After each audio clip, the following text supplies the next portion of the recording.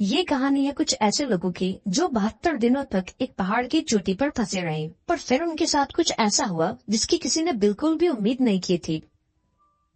ये कहानी शुरू होती है 13 अक्टूबर 1972 से, जब एक रग्बी टीम अपना फाइनल मैच खेलने के लिए चले जा रही थी। ये सभी काफी खुश थे क्योंकि इनमें से कई लोग पहली बार अपनी कंट्री से बाहर जा रहे थे।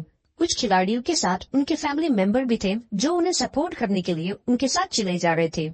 जल्दी प्लेन टेक ऑफ हो गया और एंडस माउंटेन से होकर चिले की तरफ बढ़ने लगा। अब कुछ मिनटों तक तो सब कुछ ठीक चल रहा था, पर तभी अचानक से प्लेन में हल्की फुल्की कंपन महसूस होने लगी। अंदर बैठे एक पैसेंजर ने बताया कि जब कोई प्लेन पहाड़ों के ऊपर से गुजरता है तो प्लेन में टर्बुलेंस होता है, लेकिन जैसे जैसे ये प्लेन आगे बढ़ रहा था इसका टर्बुलेंस भी बढ़ता जा रहा था। हालत इतनी खराब थी कि प्लेन के अंदर मौजूद सारा सामान इधर उधर बिखरने लगा। पायलट्स इस प्लेन को संभालने की कोशिश कर रहे थे, पर इससे पहले कि वो कुछ कर पाते, ये प्लेन एक पहाड़ से टकराता है और दो हिस्सों में अलग हो जाता है। एक खिलाड़ी तो प्लेन के पिछले पार्ट के साथ ही उड़ जाता है, जबकि प्लेन का अगला हिस्सा बर्फ की एक बड़ी सी चट्टान से जा टकराता है। ये टकराव इतना तेज था कि प्लेन की सभी सीट्स एक दूसरे के ऊपर चढ़ गईं और कई लोग तो उसमें कुचलकर मारे गए। अब जो लोग इस दुर्घटना से बच गए थे उन्होंने खुद को संभाला और प्लेन ने मौजूद बाकी लोगों की मदद की। कुछ लोग फौरन पायलट्स के पास पहुंचे और उन्हें बाहर निकालने की कोशिश की, लेकिन इस दौरान ये दोनों पायलट्स भी मारे गए। ये प्लेन खून से सन चुका था और चारों तरफ लाशें बिखरी हुई थी। इस प्लेन में कुल 45 लोग ट्रैवल कर रहे थे, लेकिन इस क्रैश के बाद 18 लोगों की जान चली गई। अब चूंकि ये प्लेन शाम को उड़ा था, इसलिए थोड़ी देर में ही रात हो गई और बाहर का टेम्परेचर तेजी से गिरने लगा।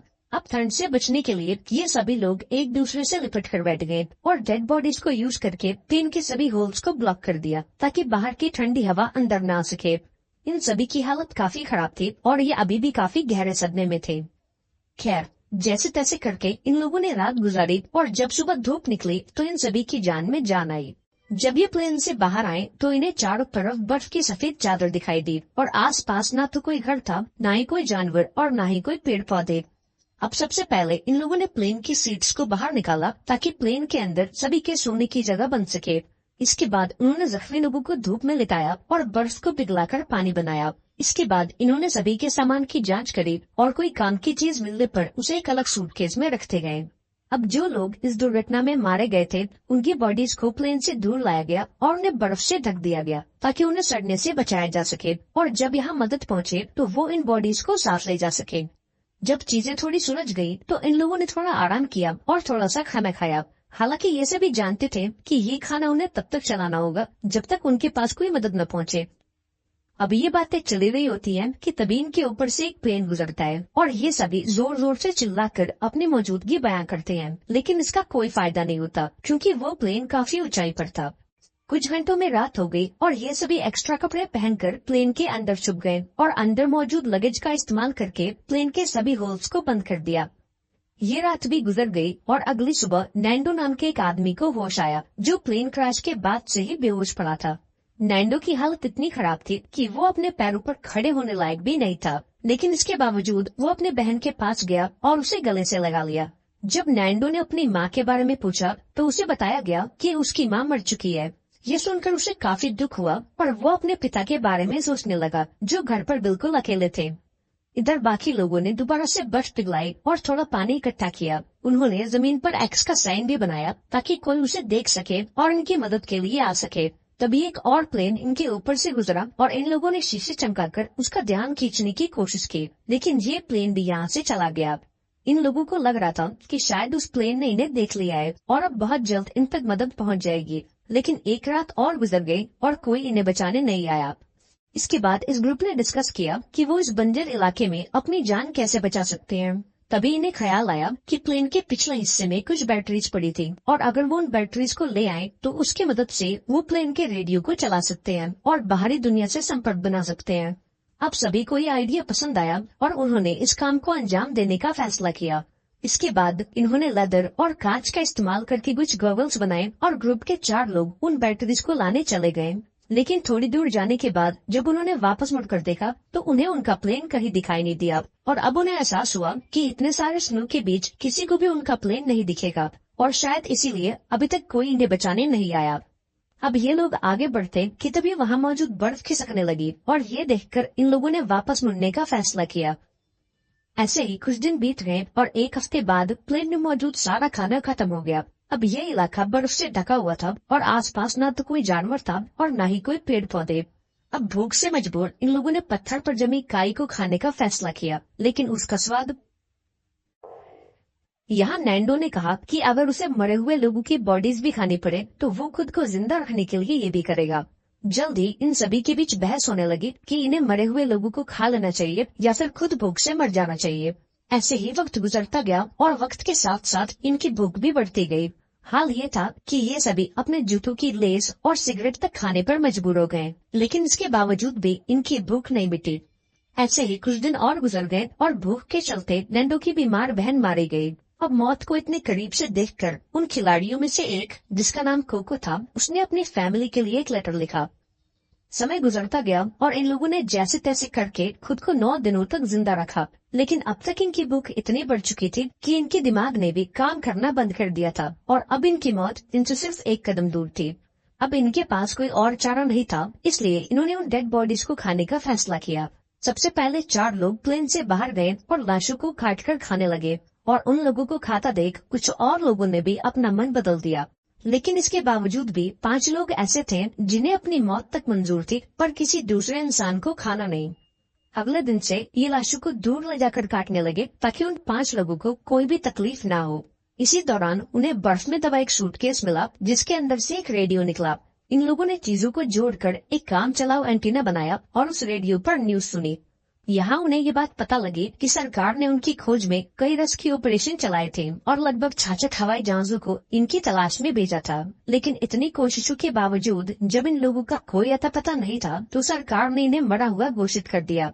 अब ये खबर सुनकर ग्रुप के सभी लोगों की हिम्मत टूट गई और उनके जिंदा बचे रहने की सारी उम्मीद मिट्टी में मिल गई। अब उन बचे हुए 5 लोगों में से 4 लोगों ने भी मांस को खा लिया, क्योंकि वो ये जान चुके थे कि अब कोई उन्हें बचाने नहीं आएगा। यहाँ ग्रुप के 3 लोगों ने दोबारा से उन बैटरीज को लाने का फैसला किया ताकि वो उसका इस्तेमाल करके बाहरी दुनिया से संपर्क बना सके और उन्हें बता सके कि वो अभी भी जिंदा हैं। इसके बाद ये 3 लोग प्लेन के पिछले हिस्से को ढूंढने निकल पड़े और कई घंटों तक चलने के बाद इन्हें प्लेन के कुछ टुकड़े मिले और साथ ही उस खिलाड़ी की लाश भी मिली जो क्रैश के वक्त इनसे बिछड़ गया था। उन्होंने उसकी लाश को दफना दिया और अपना सफर जारी रखा।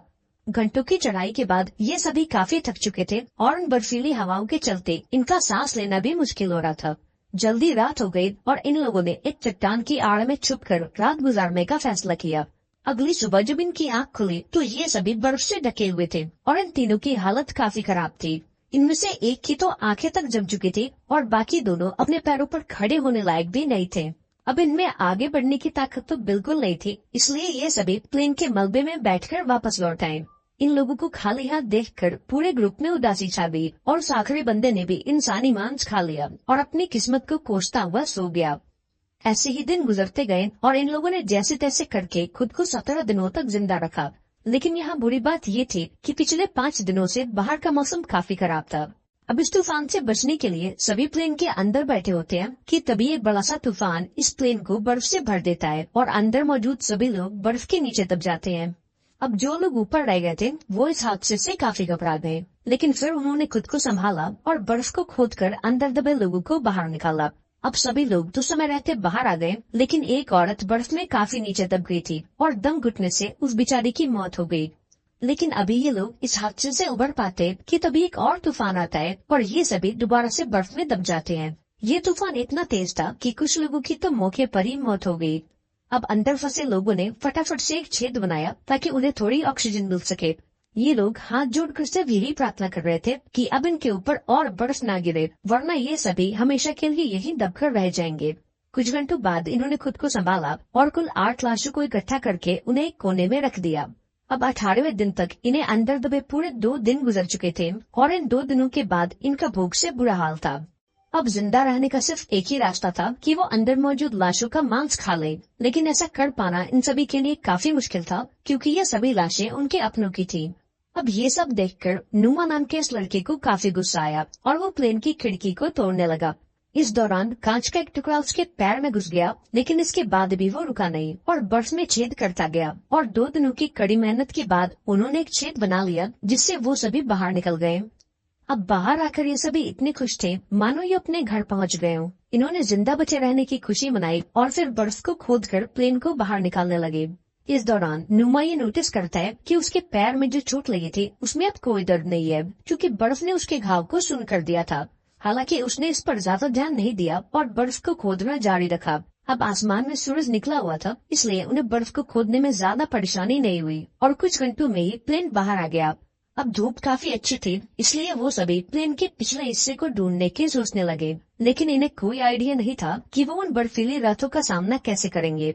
अब इनके पास कोई और ऑप्शन नहीं था, इसलिए इन्होंने थोड़ा और इंतजार करने का फैसला किया, क्योंकि गर्मियों का मौसम आने वाला था और उस दौरान इस चढ़ाई को करना थोड़ा आसान होगा। देखते ही देखते 34 दिन गुजर गए और अब मौसम पहले से थोड़ा बेहतर हो गया। अब जो लोग पहली बार प्लेन की तलाश में गए थे उनकी तबीयत अभी तक खराब थी और वो दोबारा से चढ़ाई करने की हालत में तो बिल्कुल नहीं थे। अब कुछ घंटों बाद एक और बुरी खबर ने दस्तक दे दी। इन्हें ये बात पता लगी कि कोको के फेफड़ों में पानी बढ़ चुका है और वो जल्द ही मरने वाला है। इन लोगों ने उसे बचाने की काफी कोशिश की, लेकिन कोको भी मारा गया। इसके बाद इन लोगों ने उसकी बॉडी को दफना दिया और उसके लिखे हुए लेटर को संभाल कर रख लिया। ऐसे ही 2 दिन और गुजर गए और 36वें दिन ग्रुप के 4 लोगों ने ऊपर चढ़ाई करने का फैसला किया और इन 4 लोगों के नाम थे रोबर्टो, टिनटिन, नुमा और नैंडो। इन लोगों ने ढेर सारे कपड़े पहने और प्लेन की तलाश में निकल पड़े, लेकिन कई घंटों तक चलने के बाद भी उन्हें उनका प्लेन कहीं दिखाई नहीं दिया। तभी नुमा की तबीयत थोड़ी बिगड़ने लगी और वो चक्कर खाकर गिर गया। यहाँ बाकी लोगों ने देखा कि उसके पैर की चोट में इन्फेक्शन फैल चुका था। उन्होंने नुमा को वापस चलने को कहा, लेकिन उसने मना कर दिया। उसने अकेले ही नीचे जाने का फैसला किया और बाकी लोगों से आगे बढ़ने को कहा।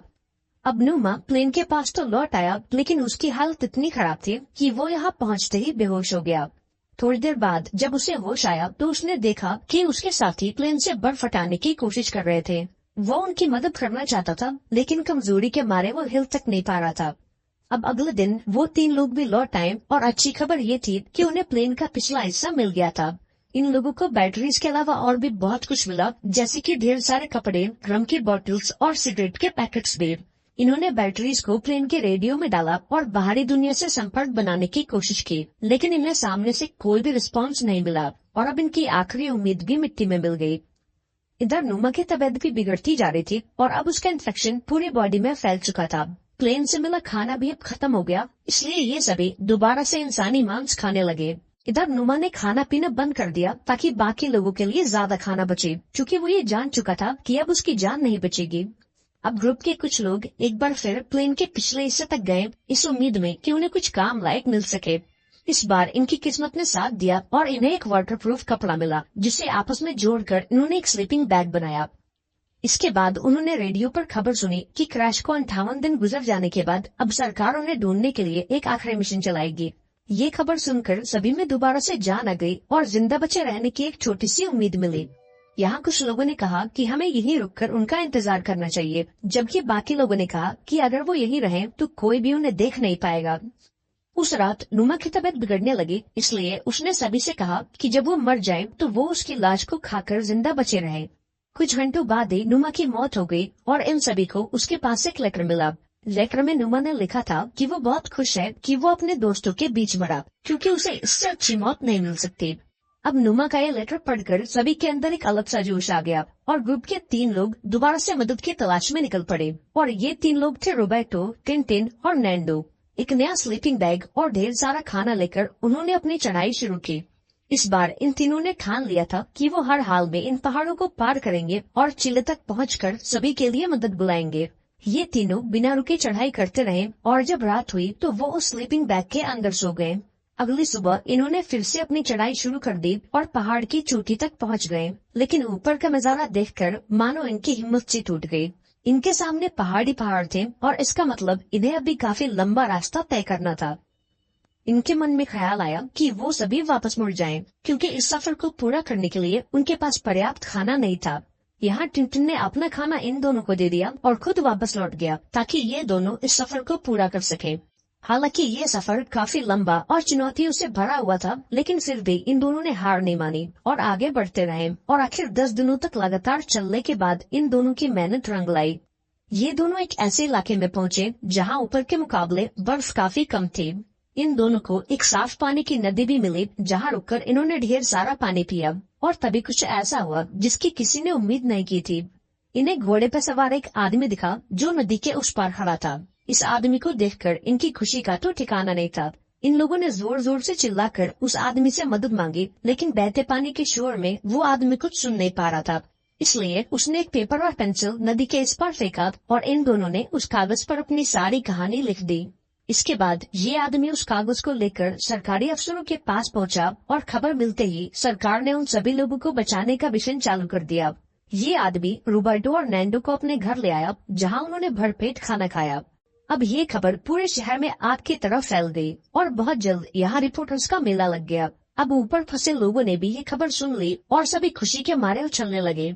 इसके बाद उन्होंने अपने हाथ मुंह धोए और अपना अपना सामान पैक कर लिया।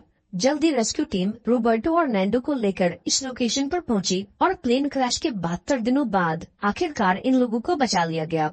इसके बाद इन सभी लोगों को शहर लाया गया, जहां ये लोग अपने परिवार वालों से मिले। अब इन सभी लोगों को हॉस्पिटल में एडमिट किया गया और शहर के सभी लोगों ने इनका हीरोज की तरह स्वागत किया। यहाँ इन सभी ने एक दूसरे की नहाने में मदद करी और फिर इन लोगों को अलग अलग बिस्तर दिए गए। लेकिन उस रात भी ये सभी एक दूसरे के साथ सोए, क्योंकि उस हादसे के बाद ये सभी काफी गहरे सदमे में थे। कहानी के एंड में हमने जाना कि उस प्लेन में कुल 45 लोग ट्रैवल कर रहे थे, जिसमें से केवल 16 लोगों की जान बच पाई। आई होप आपको ये कहानी पसंद आई होगी। वीडियो अच्छी लगी हो तो इसे एक लाइक जरूर कर देना और चैनल को भी सब्सक्राइब कर लेना। मिलते हैं अगली वीडियो में, पर तब तक के लिए be safe and keep chilling.